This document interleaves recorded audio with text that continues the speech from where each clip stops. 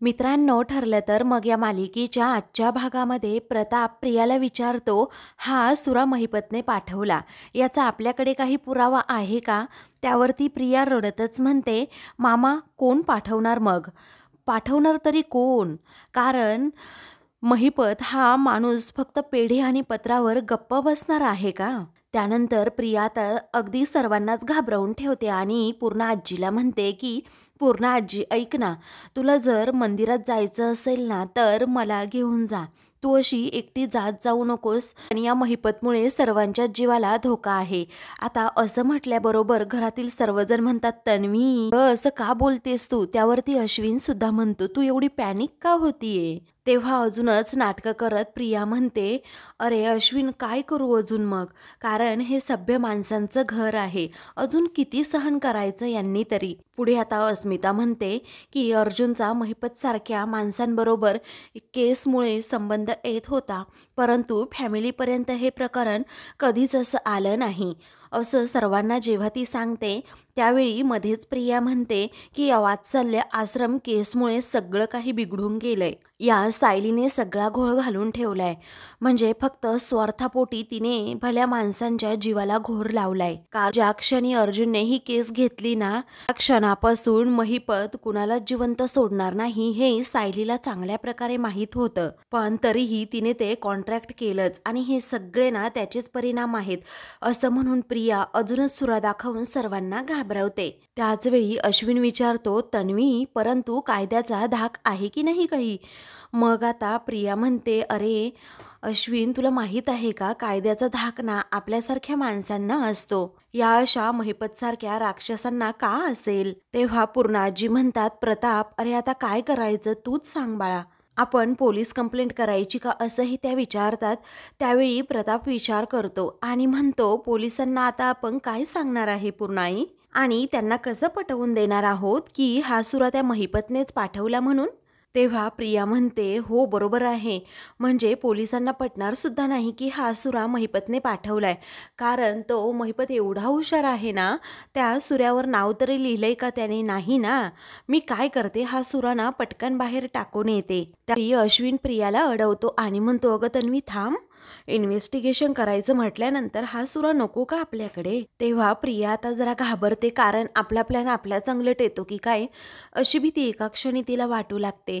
तेव्हा ती म्हणते, अरे मामा म्हणाला ना अश्विन की इन्व्हेस्टिगेशन वगैरे करण्याची काही गरज नाही म्हणून. अश्विन महिपतने पाठवलेली साधी सुई सुद्धा आपल्या घरात आता नको आहे. तेव्हा आता लगेच ती तो सुरा बाहेर टाकण्यासाठी निघालेली असते. त्यावेळी अस्मिता म्हणते, त्या महिपतच ना कधीही चांगलं होणार नाही, वरचा बघतोय ना, देव नक्कीच त्याला शिक्षा देईन. मग विमलच सर्वांना समजावते, अस्मिता ताई तुम्ही घाबरू नका हो, आपल्या घरातील कुणाला काही होणार नाही. त्याचवेळी पूर्णाजी म्हणतात, हे जे काही घडतंय ना ते तर अतिशय भयंकर आहे. ए बाळांनो, तुम्ही काही कुणी एकटं बाहेर पडू नका. त्याचवेळी आता अश्विन म्हणतो की पूर्ण आजी अगं हे प्रॅक्टिकल नाहीये. वेळी आता प्रताप म्हणतो की हो, कुणीही घाबरायची गरज नाही, कारण आजपर्यंत तो महिपत तर आपलं काही बिघडवू शकला नाहीये आणि यापुढेही तो आपलं काहीही बिघडवू शकणारच नाही. मग प्रिया सुरा फेकून आता लगेच आतमध्ये येते. त्याचवेळी आता रडण्याचं नाटक करत, उगीच ढोंग करत, सर्वांसमोर उगीच काळजी असल्यासारखं दाखवत ती म्हणत असते की देव ना आपली अजून किती परीक्षा बघतोय काय माहीत. मग अश्विन म्हणतो, मला असं वाटतंय ना आपण हे दादाला सगळं कळवायला हवं. त्याचवेळी प्रिया म्हणते, काय रे कुठे कळवणार आहे? सायलीच्या चाळीत? आता सायलीच्या चाळीचं नाव ऐकून इकडे घरातील सर्वांना खूप मोठा धक्का बसतो. त्याचवेळी रागात आता कल्पना विचारते, काय काय म्हणालीस तू? पुन्हा बोल तन्वी. मग प्रिया आता म्हणते, नाही नाही काही नाही. त्याचवेळी आता कल्पना विचारते की अगं तन्वी तू आता काय म्हणालीस ना ते मला पुन्हा सांग, असं जरा रागातच ती विचारते. मग आता प्रिया उगीच ढोंग करत म्हणते की मामी मला ना तुम्हाला सांगायचं नव्हतं. तेव्हा आता रागातच पूर्णाजी विचारतात, काय ग तन्वी काय सांगायचं नव्हतं?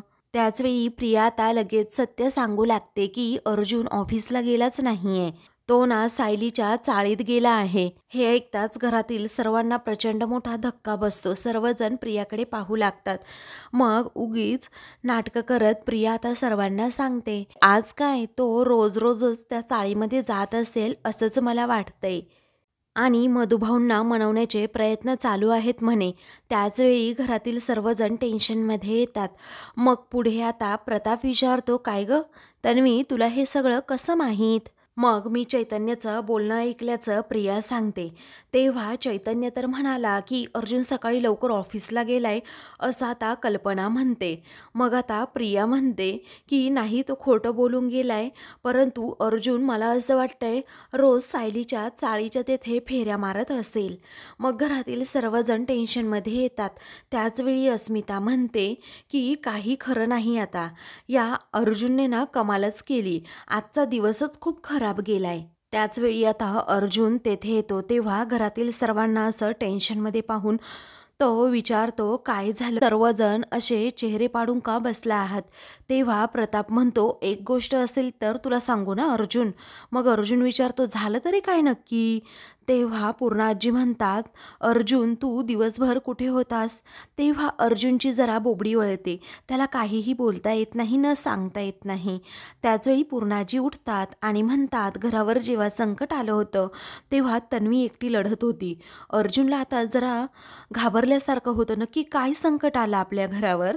मग आता तो विचारतो, एक मिनिट, नक्की काय झाले मला सांगेल का कुणी? तेव्हा अश्विन म्हणतो, आज महिपतने आपल्या घरी एक पत्र आणि पेढ्यांचा बॉक्स पाठवला. त्याचवेळी अर्जुन घाबरतो. त्यानंतर प्रिया लगेच ते पत्र आता अर्जुनकडे देते. अर्जुन आता रागातच तिच्या हातातून ते हिसकावून घेतो आणि ते पत्र वाचू लागतो. मग आता त्या महिपतची ही हिंमत विचार करत तो आता भयंकर चिडतो. त्याचवेळी कल्पना म्हणते, अश्विन त्याला सांग रे, तो एवढ्यावरच थांबलेला नाहीये, कारण जीवे मारण्याची धमकी म्हणून त्या महिपतने मोठा सुरा सुद्धा पाठवलाय. तेव्हा अर्जुनला आता मोठा धक्काच बसतो आणि विचारतो, काय त्या महिपतचं डोकं फिरलं की काय? आधीच डॅडच्या केसमध्ये तो आतमध्ये गेला होता आणि त्याला चांगलंच माहीत आहे की त्याने जर पुन्हा असं काही केलं तर तो खूप वर्षांसाठी जेलमध्ये जाऊ शकतो. हे पेढे वगैरे पाठवणं तर ठीक आहे, परंतु हे सुरा वगैरे काय प्रकरण आहे? म्हणजे तो कधीच पाठवणार नाही असं मला वाटतंय, कारण त्याला चांगलंच माहीत आहे की त्याने जर असं काही केलं ना तर त्याची काही खैर नाही. तेव्हा अर्जुन आता प्रियाकडे पाहतच राहतो, कारण ती जरा घाबरलेली असते, कावरीबावरी झालेली असते. मग नंतर तो तिच्याकडे दुर्लक्ष करत सर्वांना विचारतो, तो सुरा कुठे आहे आणि कुणी त्या सुऱ्याला हात लावला नाहीये ना? कारण त्या सुऱ्यावर अगोदर जे फिंगरप्रिंट्स असतील ना ते आपल्याला चेक करावे लागतील. द्या इकडे मला तो सुरा, असं म्हणून अर्जुन तो सुरा सर्वांकडे मागतो. तेव्हा त्या सुऱ्यावर महिपतचं नाव होतं का असंही तो विचारतो. पूर्ण आजी म्हणतात की नाही, त्या सुऱ्यावर महिपतचं नावच नव्हतं, पण तो सुरा आम्ही फेकून दिला. हे ऐकताच आता अर्जुनला मोठा धक्का बसतो. तो आता विचारतो, पूर्ण आजी असं का केलं? अगं तो इव्हिडन्स आहे खूप मोठा. मग आता माझा मूळ प्रश्न हा वेगळाच आहे असं पूर्ण आजी म्हणतात, कारण तू दिवसभर कुठे होता ना ते अगोदर मला सांग. तेव्हा अर्जुन म्हणतो, पूर्ण आजी प्लीज. मग अश्विन आता रागातच विचारतो, काय रे दादा, तू पुन्हा त्या जनता चाळीमध्ये गेला होतास का? त्याचवेळी आता अर्जुन जरा घाबरतो, काय उत्तर द्यावं त्याला कळत नाही. प्रताप म्हणतो की तो काय उत्तर देणार आहे अश्विन, त्याचा चेहरा बघ कसा झालाय तो. मग पुढे अस्मिता विचारते, काय रे, त्या महिपत सारख्या माणसांशी त्या सायलीमुळे संबंध आलाय ना, तरीही तू आता तिलाच जाऊन का भेटतोस ना, मला कळतच नाही. त्याचवेळी अर्जुन तो विषय टाळतो आणि म्हणतो, सिरियस विषय हा आहे की कुणीतरी आपल्याला धमकवतंय आणि जर तो महिपत असेल ना तर तो अजिबात जिवंत राहणार नाही आज. तेव्हा अर्जुन आता हातात असणारे ते पत्र फेकून देतो आणि लगेच महिपतची वाट लावण्यासाठी निघतो. तेव्हा आता सर्वजण खूपच घाबरतात, कारण अर्जुन खूपच रागात आता गेलेला असतो. मग आता प्रियाही घाबरते, कारण आता आपलं पितळ उघड पडतंय की काय अशी भीती तिला वाटू लागते. ती आता लगेच अर्जुनच्या पाठोपाठ दुसरीकडे जायला निघते. त्यानंतर अर्जुन गाडीजवळ येतो आणि चैतन्याला कॉल करून म्हणतो की लवकरात लवकर मला महिपतच्या घराजवळ भेट. तेव्हा चैतन्य तिकडून विचारत असेल की का रे बाबा. मग आता अर्जुन म्हणतो की मी ते सांगत बसणार नाही, तिथे गेल्यावर तुला कळेल, तू लवकरात लवकर फक्त तिकडे ये. तेव्हा चैतन्य ठीक आहे असं म्हणतो आणि अर्जुन आता फोन ठेवतो आणि गाडीत बसून महिपतच्या घरी जायला निघतो. इकडे प्रिया आता मनातच विचार करते की नशीब मी तो सुरा अर्जुन यायच्या आतच गायब केला होता. पण आता अर्जुन जर आला असता तर तो सुरा लगेच तिकडे महिपतला दाखवला असता तर माझी वाट लागली असती. आता हे प्रकरण अजूनच चिघळू शकतं, कारण अर्जुन खूपच चिडला आहे आणि तिकडे गेलाय. मग आता अगोदरच महिपतला सांगायला हवं किंवा साक्षीला, असं म्हणून ती पटकन साक्षीला कॉल करते आणि म्हणते हॅलो साक्षी, ऐक ना, जरा एक घोळ झालाय. म्हणून तिला काय सांगावं ना नक्की हेच कळत नाही. दुसरीकडे आता जनता चाळीतील सर्व लोक एकत्र आलेले असतात, जी सर्वांची आता एक मीटिंगच भरलेली असते. त्याचवेळी आता इथे आपण कशासाठी एकत्र जमलो आहोत असं मधुभाऊ विचारत असतात.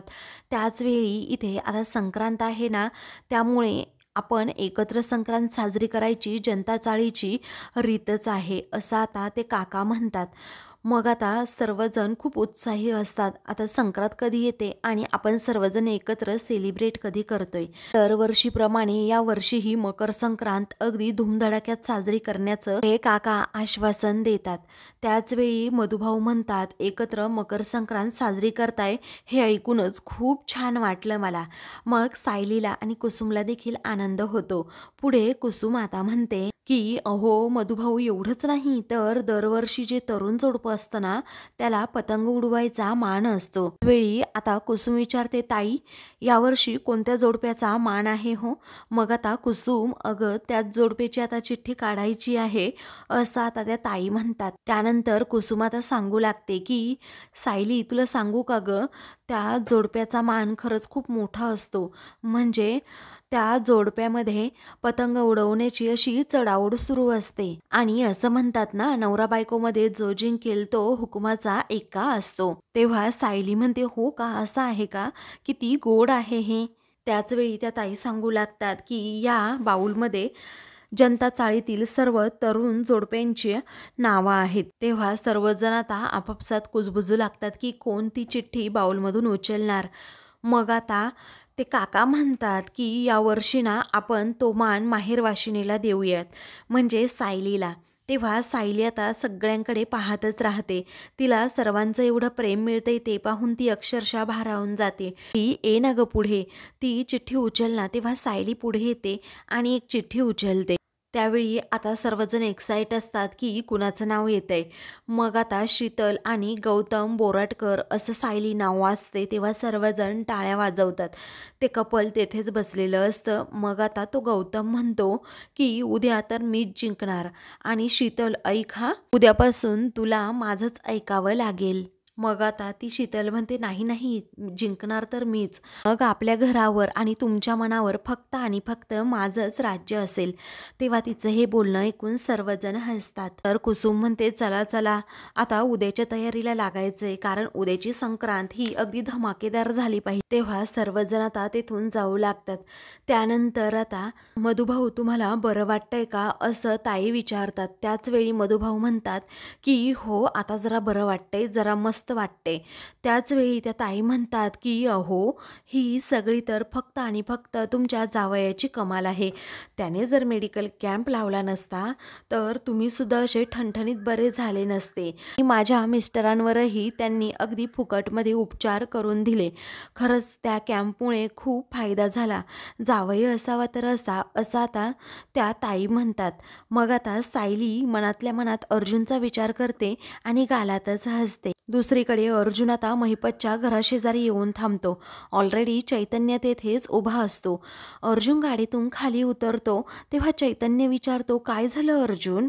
अरे एवढं चिडायला काय झालं, महिपतने काय केलंय आता, असं तो सारखा विचारतो. अर्जुन मात्र अजूनही चिडलेलाच असतो. आणि मग नंतर तो सांगतो की ऐक ना चैतन्य, तू आत्ता काही विचारू नको, तू इथेच थांब, मी आलो एका मिनिटात. तेव्हा आता अर्जुन आतमध्ये जायला निघतो आणि आपल्या हाताच्या बाया अशा पाठीमागे करतो. तेव्हा रागाच्या भरात तू काही करू नकोस रे अर्जुन, चैतन्य ओरडून ओरडून त्याला सांगतो. त्याचवेळी महिपत महिपत असं ओरडत आता अर्जुन महिपतच्या घरात येतो. त्याचवेळी साक्षी मात्र पुढे असते, कारण प्रियाने अगोदरच तिला पिन लावलेली असते. मग नंतर आता महिपत तू लवकर बाहेर ये, असं अर्जुन जोरातच ओरडतो. साक्षी तेवढ्याच रागात पुढे येत विचारते, काम काय आहे ना ते अगोदर बोल. मग आता अर्जुन म्हणतो, तुझ्याकडे नाही, महिपतकडे काम आहे. महिपत बाहेर ये पटकन. तेव्हा या टायमाला कोण आलं रे आमच्या घरामध्ये बोंबलत, असं आता महिपत जोरातच ओरडत तेथे येतो. सभ्य माणसांच्या घरात ही येण्याची पद्धत आहे का, असंही तो विचारतो. त्याचवेळी अर्जुन म्हणतो, काय सभ्य माणूस, अरे तू माझ्या घरच्यांना धमकी देतोस आणि त्यांना घाबरवतोस आणि तू सभ्य आहे का. तेव्हा महिपतला आता एका क्षणी धक्काच बसतो की मी कुणाला काही धमकी दिली नाहीये आणि आता हे काय नवीन. तेव्हा साक्षीकडे तो पाहतच राहतो, तर साक्षी जरा घाबरते. त्याचवेळी महिपत म्हणतो, मी धमकी वगैरे काही दिली नाही, मी तर फक्त पेढ्यांचा बॉक्स पाठवला होता तुमच्या घरच्यांचं तोंड गोड करायला. आता मागच्या टायमाला कसं तुमचं पारडं जड होतं म्हणून तुम्ही आम्हाला लगेच तो पेढ्यांचा बॉक्स पाठवला आणि आता यावेळी आमचं पारडं जड होतं म्हणूनच मी तोंड गोड करण्यासाठी तुम्हाला पेढे पाठवले, बाकी काहीच नाही. त्याचवेळी अर्जुन म्हणतो, तुला चांगलंच माहीत आहे की मी पेढ्यांबद्दल बोलत नाही महिपत, मी ना तू पाठवलेल्या सुऱ्याबद्दल बोलतोय महिपत. आता मीच कन्फ्यूज झालोय की तुझा जीव घेऊ इथे की पोलीस कंप्लेंट करू. त्याचवेळी साक्षी म्हणते, एक मिनिट हा अर्जुन, असा कायदा हातात घेऊ शकत नाही. अर्जुन म्हणतो, नाहीच घेणार, पण त्याचा जर गैरफायदा केला ना तुम्ही तर तुम्हाला नाही सोडणार. त्याचवेळी आता महिपत म्हणतो, एक मिनिट वकील साहेब, काहीतरी कन्फ्युजन आहे. मी काय केलं, फक्त एक पत्र आणि पेढ्यांचा बॉक्स पाठवला, मी सुरा वगैरे काही पाठवला नाहीये. त्याचवेळी अर्जुन म्हणतो, वा, म्हणजे तू नाटक करशील का, तो सुरा तू पाठवलाच नाही. त्याचवेळी महिपत म्हणतो, मी का पाठवू पण तो सुरा, माझ्या जिभेची धारच तुमच्यासाठी खूप आहे. त्याचवेळी अर्जुन आता धमकी देतो, महिपत तुझ्यामुळे माझ्या घरच्यांना एक स्क्रॅच जरी आला ना मी तुला पेटवून टाकेन. आता महिपतच्या सुद्धा तळपायाची आग मस्तकात जाते आणि तो अर्जुनकडे येतो आणि त्याला रागातच म्हणतो, काय रे तुझ्या बापाचं राज्य आहे का, कारण मी जे करतो ना ते कबूल तरी करतो, मी अजिबात नको ते आरोप सहन करणारच नाही. तेव्हा साक्षी आता म्हणते, तुझ्याकडे काय पुरावा आहे अर्जुन. मग अर्जुन रागातच म्हणतो, जर पुरावा असताना तर महिपत जेलमध्ये असता, मग आता पुरावा नाही आहे ना तर तू इथून निघ बरं अगोदर, असं साक्षी रागातच म्हणते. अर्जुन म्हणतो, ज्या दिवशी मला पुरावा मिळेल ना महिपत, त्या दिवशी तू मेलाच म्हणून समज. आता महिपत देखील खूप चिडतो आणि म्हणतो, निघ अगोदर इथून. त्यानंतर अर्जुन म्हणतो, लक्षात ठेव महिपत, आता मी जातोय पण पुढच्या वेळी तुला सोडणार नाहीये. तो आता रागातच तेथून जातो. त्यावेळी आता महिपत म्हणतो की हे तर खूप सैरभैर झालेलं आहे, म्हणजे डोंगराला तिकडे आग लागली तर आपल्याकडे आलं बोंबलं तिकडे, हा मला पेटवायला निघाला का, असं म्हणून महिपत देखील चिडतो. तेव्हा साक्षीला आता माहीत असतं की नक्की तो सुरा कुणी पाठवलाय, म्हणूनच ती आपली गप्प असते. इकडे कुसुम आता चैतन्याला कॉल करते. चैतन्य आता त्या मनस्थितीतच नसतो की कॉल रिसीव्ह करेल, परंतु नाईलाजाने त्याला तो कॉल रिसीव्ह करावाच लागतो. तो विचारतो, बोला ना कुसुमताई. मग आता ती म्हणते, नेहमीप्रमाणे म्हणजे दरवर्षीप्रमाणे उद्या संक्रांतीचा सण आमच्या जनता चाळीमध्ये साजरा करायचा आहे. आमच्या इथे चाळीतील तरुण जोडपं जे असतं ना, ज्याच्या नावाची चिठ्ठी निघेल ना ते पतंग उडवतात दोघेजण, आणि जो पतंग लांब उडवेल ना तो संसारामध्ये वरचढ चढतो, म्हणजे त्याच्या हातात संसाराचा पूर्ण गाडा असतो. त्याचवेळी आता चैतन्य म्हणतो, मग काय पुढे. तेव्हा कुसुम म्हणते, मग काय म्हणजे तुम्ही अर्जुन सरांना सांगा, त्यांना बरोबर कळेल काय करायचं आणि काय नाही ते. तेव्हा बरोबर ठीक आहे असं आता चैतन्य म्हणतो. मी लगेच तो फोन सुद्धा ठेवतो.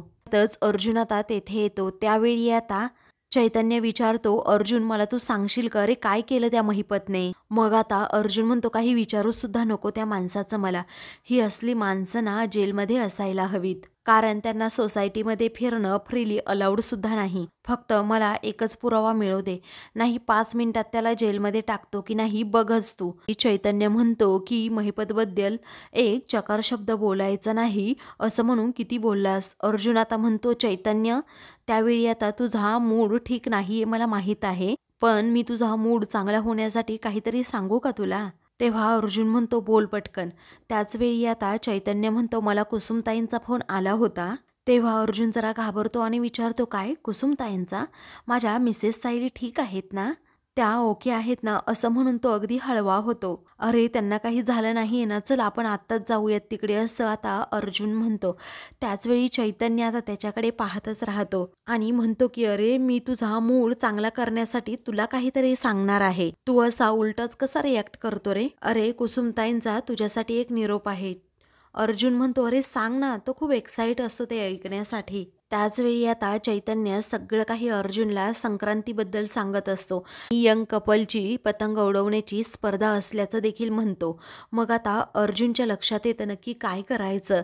तो आता गालातच हसतो आणि म्हणतो यंग कपलची पतंग उडवण्याची स्पर्धा का. आता कुसुमताई मला काय सांगण्याचा प्रयत्न करतायत ना ते एक्झॅक्ट माझ्या लक्षात आलंय. त्याचवेळी आता अर्जुन म्हणतो नो एक्सक्यूज, आता ही कॉम्पिटिशन माझ्यामध्ये आणि मिसेस सायलींमध्येच होणार. आणि हाच विचार करत तो गालात हसतो.